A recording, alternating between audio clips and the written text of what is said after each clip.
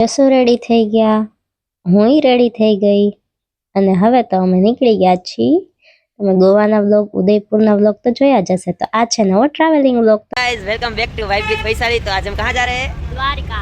तो चलो हम दोनों भाई बहन के साथ आप भी जुड़े रहे हमारे सफर में। રસ્તામાં પહેલા તો અમે ધ્રોલનું પાન ખાધું, ત્યાંથી અમે નીકળી ગયા અને આપણે પાછા ફૂડી લવર કહેવાય એટલે રસ્તામાં બ્રેક તો લેવો જ પડે। તો અમે હરિદર્શન હોટલમાં રેસ્ટ લીધો, નાસ્તો પાણી કર્યો। પછી તો હું યશુની બાજુમાં બેસી ગઈ અને અમે તો પહોંચી ગયા દ્વારકા। સવારે રેડી થઈને બ્રેકફાસ્ટ લઈને અમે તો હવે દ્વારકાના મંદિરે દર્શન કરવા નીકળી ગયા।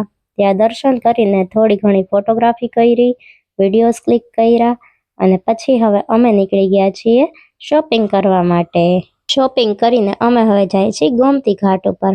ત્યાં ભગવાનના મંદિરો હતા, તે બધા મંદિરમાં દર્શન કરી લીધા અને પછી મારા મમ્મી એવું કહે કે તમે ગમે એ ધાર્મિક સ્થળે જાઓ ને તો તમારે એમને પાછું નહીં આવવાનું, થોડું ઘણું દાન પુણ્ય તો કરવાનું જ। તો એની વાતનું આપણે માન રાખી લીધું અને માછલીઓને થોડું ઘણું ભોજન કરાવી દીધું અને પક્ષીઓને ગાંઠિયા ખવડાવી દીધા અને પછી ત્યાંથી પાછા આપણે સીધા વિડીયો અને ફોટો તો લેવાના જ હોય।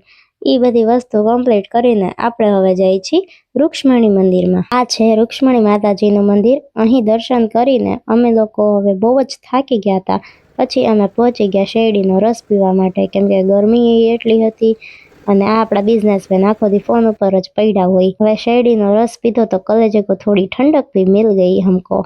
શેરડીનો રસ પીધા પછી હવે અમે જાય છીએ બેટ દ્વારકા તરફ। અહીંના રસ્તાનું લોકેશન તો બહુ જ મસ્ત હતું। મેં કીધું કે ફોટા બોટા તો પાડી દો, પણ કોઈ માયનું જ નહીં અને પછી એક તો ભૂખે એવી લાગી હતી તો ગાડીમાં પછી તો મેં પડીકા ખોલી નાખ્યા, વેફર ને બિસ્કીટ ને કેટલોય નાસ્તો પાણી કર્યા અને હવે અમે પહોંચી ગયા છીએ દ્વારકાના ફેમસ બ્રિજ ઉપર। આ બ્રિજ તો જોયેલો જ હશે બધાએ। હવે પછી બેટ દ્વારકાના મંદિરેથી અમે દર્શન કરીને પાછા અમે નીકળી ગયા છીએ બજારમાં શોપિંગ કરવા માટે। શોપિંગ તો કરવાની જ હોય અને પછી ત્યાંથી સોનાની દ્વારકાના પાવનધામમાં દર્શન કર્યા અને હવે અમે પહોંચી ગયા છીએ મગરધ્વજ હનુમાનજીના મંદિરે। અહીં અમે દર્શન કર્યા, વિડીયોગ્રાફી કરી અને પછી પ્રસાદ લઈને અમે બહાર નીકળ્યા તો અમે જોયું કે તળાવમાં તો કેટલા બધા કમળના ફૂલ છે, એ જોઈને બહુ જ મજા આવી અને પછી ત્યાંથી હવે અમે જાય છીએ નાગેશ્વર મહાદેવના મંદિરે। અહીંનું લોકેશન પણ બહુ જ જોરદાર હતું।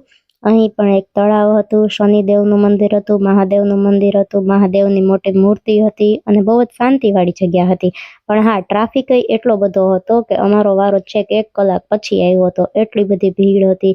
પણ અંદરથી મંદિર જો આખું કાચનું હતું ને બહુ જ સરસ હતું। અને અહીંયા અમને એક નવી વાત જાણવા મળી કે અહીં મહાદેવને નાગ દેવતા તરીકે પૂજવામાં આવે છે અને હવે અમે જાય છીએ શિવરાજપુર બીચ તરફ। ફરીને બહુ જ થાકી ગયા હતા તો ભૂખ લાગી તો વડાપાઉં ને દાબેલી ને મેગી ને શેઝવાન રાઈસ ને કેરી ને થમ્સઅપ ને માઝા ને બધું ખાઈ પીને અમે પાછી વિડીયોગ્રાફી ફોટોગ્રાફી ચાલુ કરી દીધી અને પાછું બીચ એ આપણી ફેવરિટ જગ્યા એટલે પાછું અહીંયા રેતીથી તો રમવાનું જોઈ તો અમે 2 માણા જો રેતીથી રમવા માંડ્યા। હજી તો યશુ મારી માટે રેતીમાંથી મહેલ બનાવવાના હતા, ત્યાં તો મારો ભાઈ આવી ગયો ને કે આલે મારું શૂટ લઈ લે તું।